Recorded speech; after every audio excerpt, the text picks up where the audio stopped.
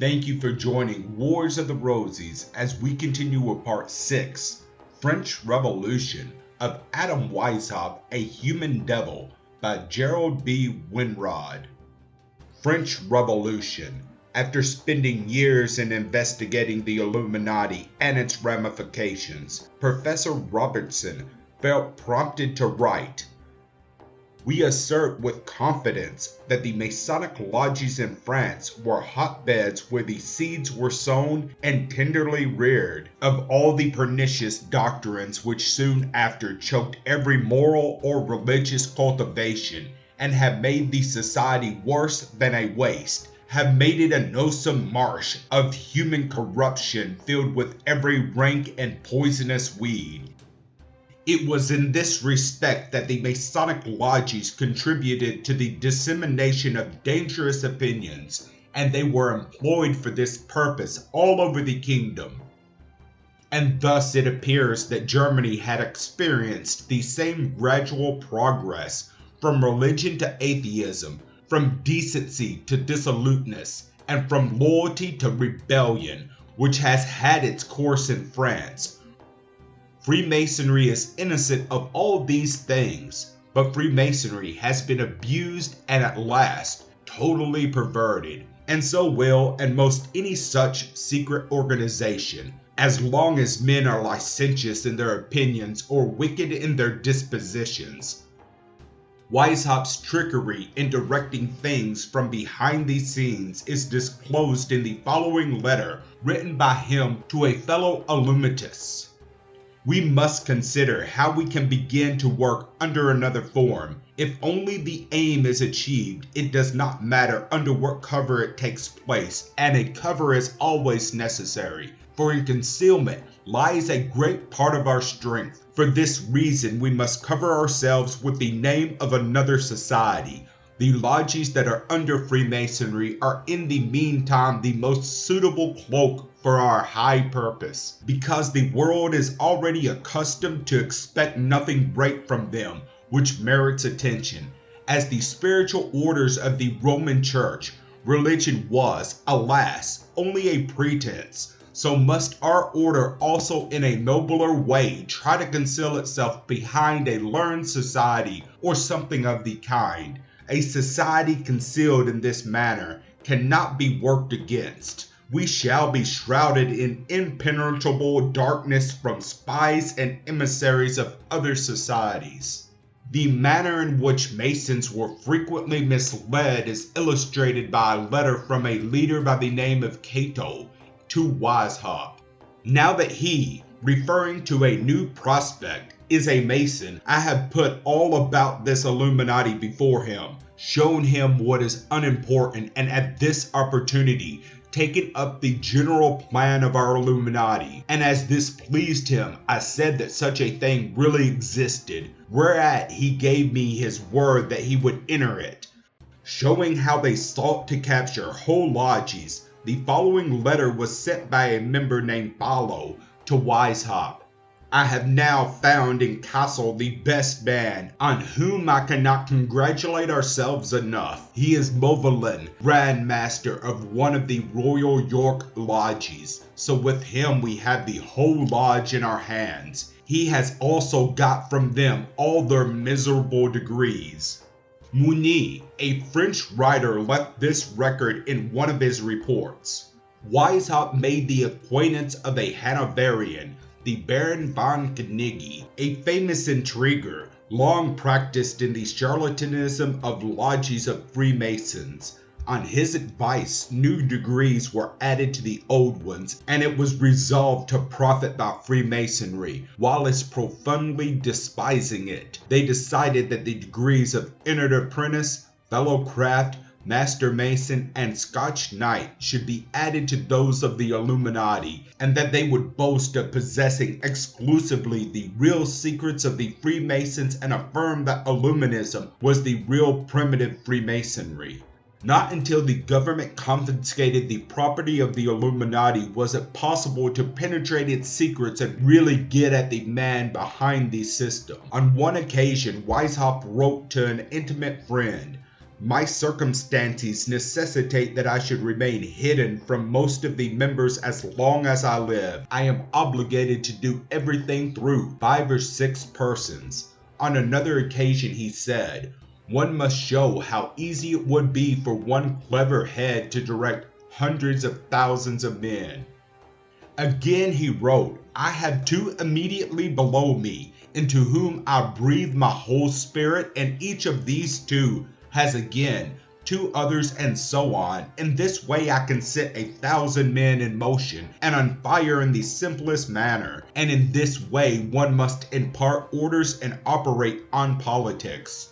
Shortly before the French Revolution, in the latter part of the 18th century, we find the Marquis de Lafayette saying, this society aims at governing the world. Its object is universal domination. He called the Illuminati a subterranean fire smoldering eternally and breaking forth periodically in violent and devastating explosions. He pleaded with Masons as a whole to get their eyes open and save their order from these corrupting influences. Would it not be possible to direct the Freemasons themselves against the Illumines by showing them that whilst they are working to maintain harmony in society, those others everywhere are sowing seeds of discord? In plain language, the program of Illuminized Freemasonry was simply a plan for upsetting the whole world by revolutions. When it captured the lodge rooms of Europe, the plan truly became a subterranean fire. The first great explosion took place in what we know in history as the French Revolution. Imagine thousands of lodge rooms converted into nests of human vipers, men possessing warped intellects, with one uncontrollable impulse surging through their arteries. Destruction, destruction, destruction. And you will be getting down to the true cause of the Holocaust, which drenched the French nation in human blood. What was the aim of this occult power? Asked Mrs. Webster. Was it merely the plan of destruction through the centuries that Weishaupt and his allies have not created but only loosened up the world? The reign of terror, like the outbreak of Satanism in the Middle Ages, can be explained by no material causes. The orgy of hatred, lust, and cruelty directed not only against the rich, but still more against the poor and defenseless. The destruction of science, art, and beauty. The desecration of the churches. The organized campaign against all that was noble, all that was sacred, all that humanity holds dear. What was this but Satanism? To those who lived through it, it seemed that France lay under the sway of the powers of darkness. So in the great shipwreck of civilization, as a contemporary has described it, the projects of the Kabbalists, the Gnostics, and the secret societies which for nearly 18 centuries had sapped the foundations of Christianity found their fulfillment. It is a fact that the powers of the devil caused such outbursts as the French Revolution, but it is also true that these powers manifest themselves through human beings. There is no difficulty in discovering who were the obsessed personalities that permitted themselves to become the instruments of Satan in bringing this great sorrow upon the French people. We will have no God, no masters, shouted the mobs, not knowing that they were merely croaking like frogs, repeating the ideals inculcated by Weishaupt and his followers. Then they picked up a woman from the streets of Paris, dressed her in costly robes, and profaned the Cathedral of Notre Dame by worshiping her as the goddess of reason, and prostituting themselves before this new god. The jeering crowds little knew that they were surrendering to the philosophy of the ancient Gnostics, who boasted that reason was superior to faith. Weishaupt was hidden so deep in the shadows that no one suspected his connection with the goddess in Notre Dame. But long before her appearance, he had introduced this secret poison, which was then becoming manifest. He eulogized reason as the supreme factor in religion. Here were his words: "When at last reason becomes the religion of man, so will the problem be solved. At another time he wrote, Freemasonry is hidden Christianity. At least my explanations of the hieroglyphs fit this perfectly, and in the way in which I explain Christianity, no one need be ashamed to be a Christian, for I leave the name and substitute for it reason. By the method of deduction used above of identifying reason as an integral part of the Weishaupt Code, it is possible to trace every phase of the French Revolution to some part of the Illuminati program behind the scenes. In other words, when lightning struck on the surface of France, it was merely the visible effect of hidden causes which had been carefully planned and timed by the conspirators. The events starting in 1789 were only Illuminism in action, and no informed person will say that the planning had ceased. The same plot is being carried out today through secret and subterranean channels.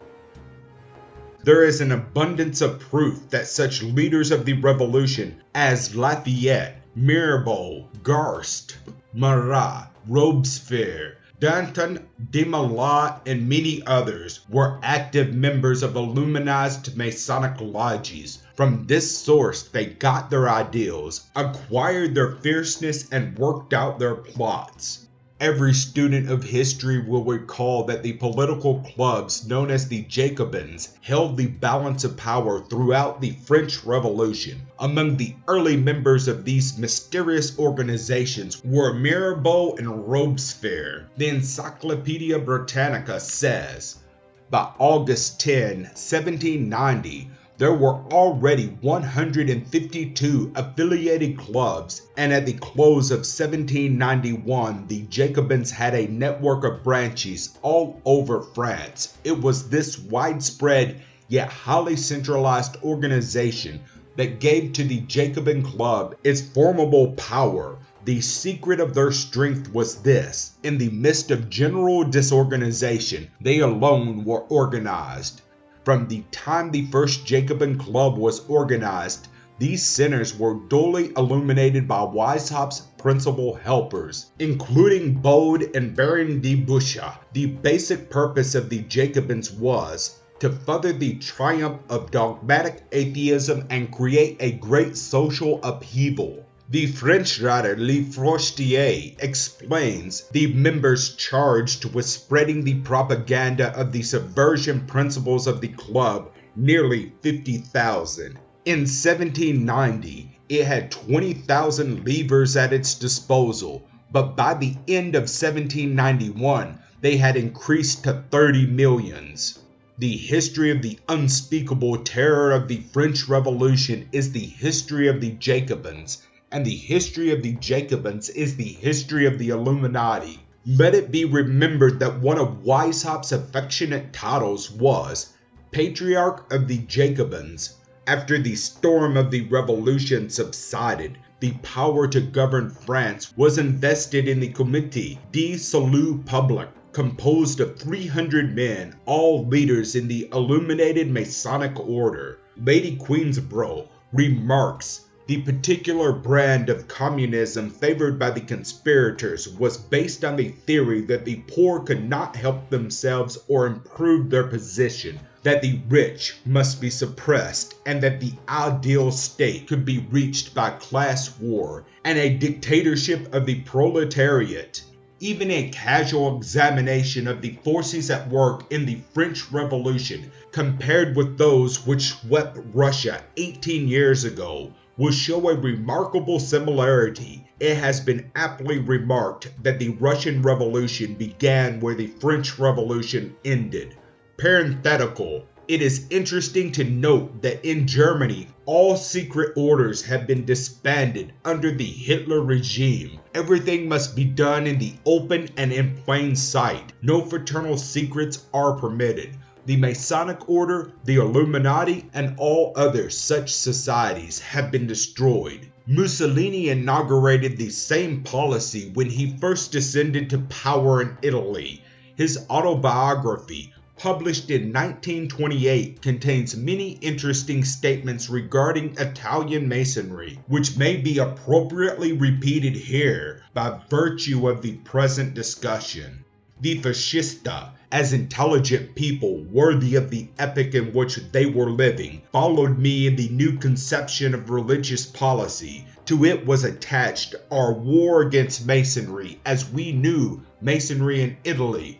It was a war of fundamental importance, and fascism was almost unanimous in a determination to fight it to the end. Let us not forget that the Masons of Italy have always represented a distortion, not only in political life, but in spiritual concepts. All the strength of Masonry was directed against the papal policies, but this struggle represented no real and profound ideal. The secret society, from a practical point of view, rested on an association of mutual adulation, of reciprocal aid, of pernicious nepotism and favoritism. To become powerful and to consummate its underhanded dealings, Masonry made use of the weakness of the liberal governments that succeeded each other in Italy after 1870 to extend its machinations in the bureaucracy, in the magistracy, in the field of education, and also in the army, so that it could dominate the vital ganglions of the whole nation. Its secret character throughout the 20th century, its mysterious meetings, abhorrent to our beautiful communities with their sunlight and their love of truth, gave to the sect the character of corruption, a crooked concept of life, without program, without soul, without moral value. My antipathy for that disgusting form of secret association goes back to my youth. Long before, at the Socialist Congress of Akana in 1914, I had presented to my comrades the dilemma, Socialists or Masons. That point of view had won a complete triumph, in spite of the strong opposition of the Masonic Socialists. Later, in fanaticism, I made the same gesture of strength. It took courage. I obeyed the positive command of my conscience, and not any opportunism. My attitude had nothing in common with the anti-Masonic spirit of the Jesuits. They acted for the reasons of defense. After all, their inner organization as a religious society is almost completely unknown. For my direct, methodical, and consistent course of policy, the hate of the Masonic sect persecutes me even now.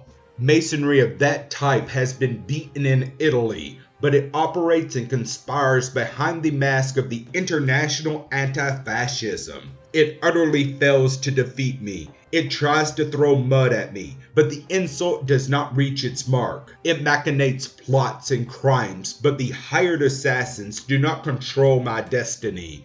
It goes gossiping about my weaknesses and the supposed organic afflictions of my body, but I am more alive and stronger than ever. This is a war without quarter, a war of which I am a veteran. Every time that I have wanted to cauterize difficult situations in Italian political life, every time that I have wanted to give a sincere, frank, and loyal moral rectitude to the personnel and politics, I have always had against me our Masonry. But that organization, which in other times was very powerful, has been beaten by me. Against me, it did not and cannot win. Italians won this battle for me. They found the cure for this leprosy. But the sequel to the above story is that since Mussolini wrote these words, he has been prevailed upon to restore to Masons their previous libraries. In August 1930, the Rosicrucian Digest, published in California, printed the following significant statement. The recent decision on the part of Mussolini permitting Freemasons and Rosicrucians of Italy to hold lodge sessions and to conduct their work again under a national council composed of their own members and officers will result in a rapid revival of work in Italy. Reporters from England declared that powerful Jewish influences close to Mussolini were responsible for his reversal of policy. Before drawing this part of the discussion to a close, perhaps a final word from Burrell would be proper, in which he lamentates over the fact that the French people were so stupefied that they could not see the impending revolution directly in front of them. He says, to give the fatal impulse to the world, it now only remained for the sect to carry its mysteries into a nation powerful and active indeed, but unfortunately more susceptible of that effervescence which bereaves man of the power of thinking than of that judgment which foresees disasters, to a nation which, in its ardor and enthusiasm, too easily forgets that true greatness is not that courage which bids defiance to danger, for the Vandals and Barbaros can boast of such heroes, to a nation, in short, that has been a prey to illusions, and which, before it would hearken to the counsels of wisdom, might in its fury overturn the altar and shiver the scepter, returning to reason only in time to weep over the ruins and lament the devastation of which it has been the cause. Thank you for watching, and please don't forget to share, like, subscribe, and comment. And if you can, please consider donating to Wars of the Rosies. Links to PayPal and Patreon are in the description. Thank you so very much.